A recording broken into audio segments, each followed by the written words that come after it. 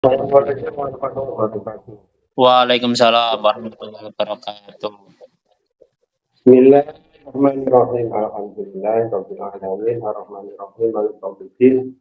Iyyaka na'budu wa iyyaka nasta'in ihdinas siratal mustaqim siratal ladzina an'amta 'alaihim ghairil maghdubi 'alaihim. Terima kasih, puji syukur kepada Allah dan salawat kepada Nabi Muhammad SAW. Kali ini kita coba kembali ke tema diskusi pada malam hari ini. Di mana temanya kan pernikahan, bangun keluarga sakinah mawaddah warahmah. Ya. Di sini dari kata pernikahan itu ada sangat luas. Karena dari kata masalah nikah. Nah, nikah itu biasanya ditandai dengan ijab kabul atau akad. Nah, kalau bangun berarti kata perintah, perintah kepada siapa? Kepada orang yang menikah. Sehingga dikatakan keluarga itu karena setelah menikah lebih dari satu orang antara laki perempuan yang ditandai dengan akad nikah itu namanya keluarga. Di sini diperintah, bangun perintah. Jadi bahwa orang yang berumah tangga itu usahakan untuk membentuk jiwa-jiwa keluarga yang sakinah mawaddah dan warahmah. Nah, kita kembali ke sini dulu ya. Kita kembali lagi. Kalau kita lihat dalam penciptaan manusia itu kan dimulai dari Nabi Adam. Nabi Adam itu kan kalau dalam sejarah Islam itu kan Nabi Adam itu diciptakan sendiri ya. Akhirnya Nabi Adam merasa kesepian di surga, minta kepada Allah. Nah, akhirnya Allah menciptakan dari Nabi Adam itu, yaitu Ibu Hawa, Ibu Siti Hawa. Jadi nikah itu diawali dari Nabi Adam. Olahannya Nabi Adam. Nah, siapa yang menjadi saksinya? Ya Allah Subhanahu wa Ta'ala. Apa juga mahar? Ya pakai mahar. Kalau dalam berbagai sumber itu Nabi Adam nikahnya itu di surga pakai maharnya itu salawat. Bukan, bukan, bukan sawah, bukan kerbau, bukan kambing. Jadi maharnya salawat. Padahal Nabi Muhammad jadi maharnya sudah pakai salawat. Ini di dalam sejarah pernikahan manusia. Berarti manusia itu jangan sampai membujak. Nabi Adam aja enggak betah membujak. Akhirnya mohon kepada Allah. Jadi judi itu bisa diminta. Ya, kita teladan idola Nabi Adam. Nah, Nabi Adam kan minta kepada Allah. Akhirnya diberi jodoh Ibu Siti Allah. Jadi jodoh itu bisa diminta. Berarti harus usaha. Nah, karena apa? Dikatakan jodoh itu akan kecocokan. Ya, kecocokan itu kalau bisa kan kekal. Tapi biasanya kalau nggak kekal bukan jodoh. Nah, ini juga dilema, kan? Dilema daripada manusia. Nah, seperti kerjaan. Oh, jodohnya pekerjaan itu Pak Tani, Pak Guru, tentara, polisi, dan lain sebagainya itu juga termasuk jodoh. Tapi harus dicari, diusahakan dan dimintakan kepada Allah. Tidak diam diri. Akhirnya cocok. Nah, tapi kadang-kadang kalau guru sudah pensiun jadi petani. Nah, berarti apa jadinya petani? Ya memang manusia itu hidupnya kan berputar, perputaran. Asalnya bayi, jadi remaja, tua, dan tidak ada. Akhirnya gantian anak cucunya. Karena itu kita ikhlas kepada Nabi Adam, akhirnya Nabi Adam harus menikah dan punya anak cucu. Seperti kita dikatakan turunan Nabi Adam disebut Bani Adam. Karena apa? Anak cucunya Nabi Adam. Ini dimulai dari perkawinannya Nabi Adam dengan Ibu Hawa. Nah ini, karena itu kita selaku manusia yang penerus daripada keturunan Nabi Adam, jangan sampai nggak nikah lah. Nikah itu harus laki perempuan. Pasang min plus.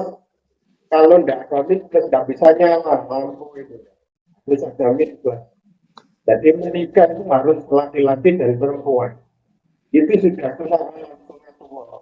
Kalau tidak laki perempuan itu sudah melanggar sunnah alam, sunnah tua. Nah, tuntunan alam itu harus diikuti. Kalau diikuti namanya itu tabrakan. Hewan aja menikah laki perempuan, sama-sama laki-laki, nggak ada sama perempuan. Hewan itu. Nah, manusia masa kalah dengan hewan untuk hari ini?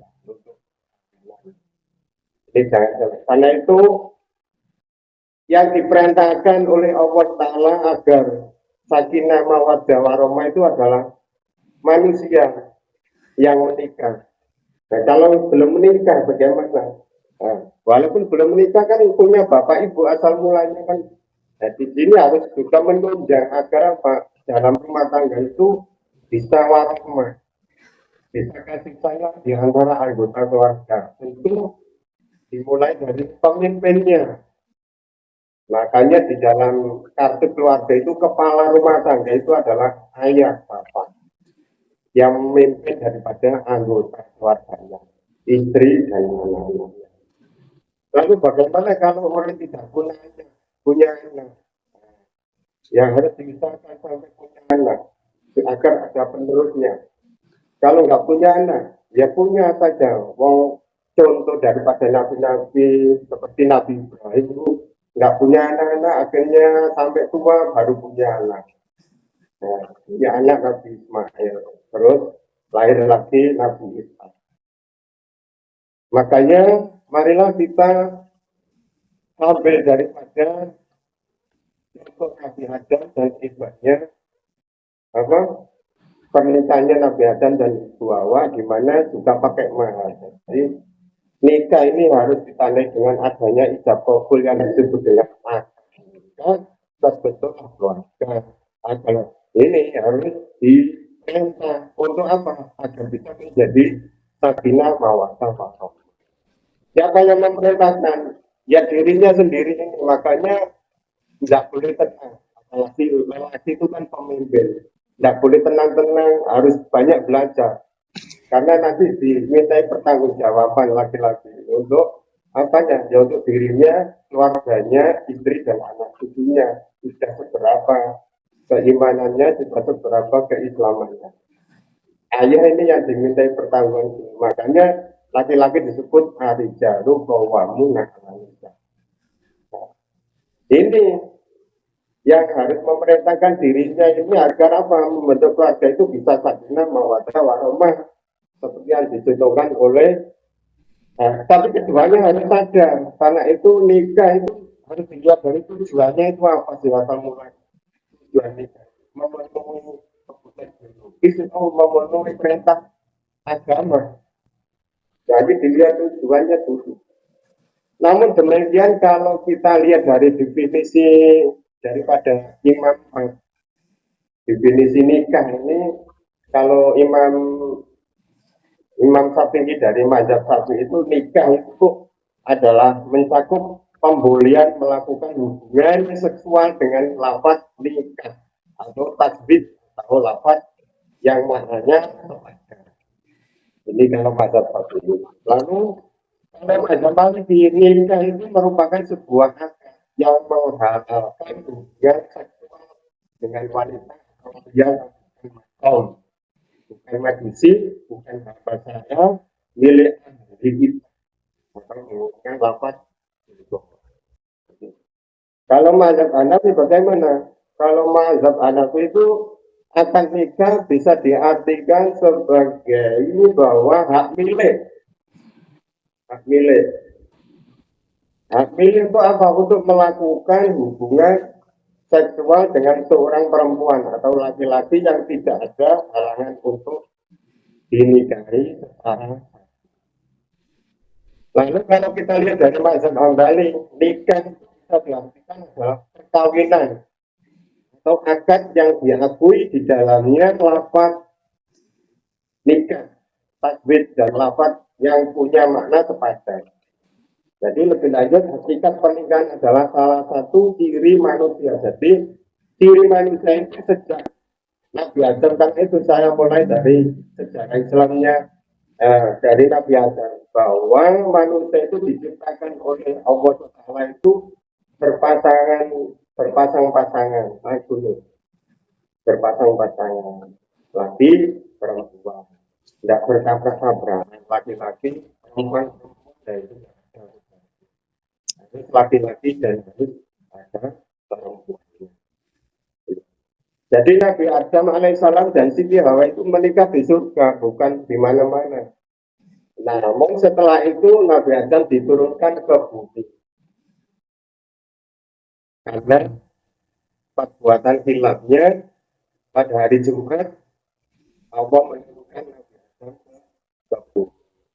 Sehingga diteruskan oleh kita ke bumi nanti kembali kepada Allah. Tapi rumah kita itu asal mulanya dari surga, nanti pulangnya harus ke surga.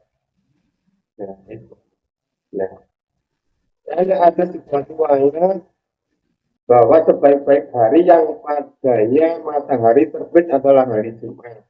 Pada hari itu Nabi Adam diciptakan dan pada hari itu beliau dimasukkan ke surga. Dan pada hari itu pula beliau dikeluarkan dari surga. Ini hari Jumat ini sejarahnya Nabi Adam nikahnya, diciptakannya, dinikahkannya, diturunkan ke bumi itu hari Jumat. Karena itu hari Jumat adalah Sayyidul Ayyam yang dimulai. Nah, ini. Jadi sunnah ruwanya manusia itu harus menikah, jangan sampai membudak. Karena itu tadi disebutkan bahwa yang tidak menikah itu berarti tidak umatnya Nabi Muhammad. Dan agamanya masih separuh, belum sempurna. Beruntunglah bagi orang-orang yang sudah menikah sehingga semuanya bukan. Bagaimana kalau setelah menikah suaminya pulang duluan atau istrinya pulang duluan? Nah, berarti Islamnya imannya masih separuh. Ya menikah lagi, makanya para kiai itu biasanya tidak sampai tidak menikah. Istrinya meninggal ya menikah lagi. Walaupun umurnya selangnya itu sampai 40 tahun. Itu menikah lagi. Agar apa? Nanti ada yang ke rumah. Nikah lebih mudah itu lebih bagus. Jadi kita berdua nikah lebih mudah. Itu memang kodrat manusia yang ditentukan oleh Nabi Adam itu. Jadi kodrat manusia itu harus menikah. Kalau yang kita beda kejiwaan dari menikah dan tidak itu beda. Beda jiwanya juga beda rezekinya. Jiwanya itu biasanya kalau enggak nikah itu biasanya cepat tua. Cepat tua. Banyak di desa-desa itu, di kampung-kampung itu laki-laki suka nongkrong di warung, nggak mau nikah. Padahal itu sebuah kewajiban. Nah, ini kewajiban daripada pemimpin agama di tempat itu. Harus diingatkan. Walaupun jika nggak mau ya urusannya, tapi jangan sampai membuka, nanti kasihan. Kadang nggak ada yang rumah, kalau sudah tua, yang dipikir kalau sudah tua nggak punya anak, nggak punya istri. Nah, yang rumah nggak ada yang doakan, nanti kalau meninggal nggak ada yang berdoa. Karena salah satu daripada doa yang mustajab itu adalah anak soleh atau anak solehah. Ini. Nah, Allah itu berarti sangat adil dan sangat rahman rahim, sehingga manusia itu diciptakan berpasang-pasangan dan berjodoh-jodoh. Nah, jodoh itu bukan harus yang begini begitu, tidak. Nah, jodoh kalau di dalam hukum pernikahan itu tidak dibatasi, kayak miskin. Tapi yang dibatasi itu yang paling penting adalah agamanya. Yang namanya sepupu itu sama-sama manusia. Tidak boleh manusia itu nikah dengan hewan, tidak boleh manusia itu nikah dengan jin. Sekarang banyak orang nikah dengan jin, dengan dewa. Nah, itu sepupu yang utama itu adalah di samping sama-sama manusianya, juga kalau bisa seiman sejak agama. Jadi tidak repot di dalam dunia keluarga, tidak repot. Karena apa? Satu ideologi, satu tujuan, mudah. Tapi kalau beda sulit karena harus membenahi diri dulu. Di samping membenahi istrinya. Belum nanti kalau sudah lahir anak, akhirnya bisa berdebat, bisa beda pendapat. Makanya ada yang contoh itu nikah antar agama dibolehkan. Repot juga orang tuanya.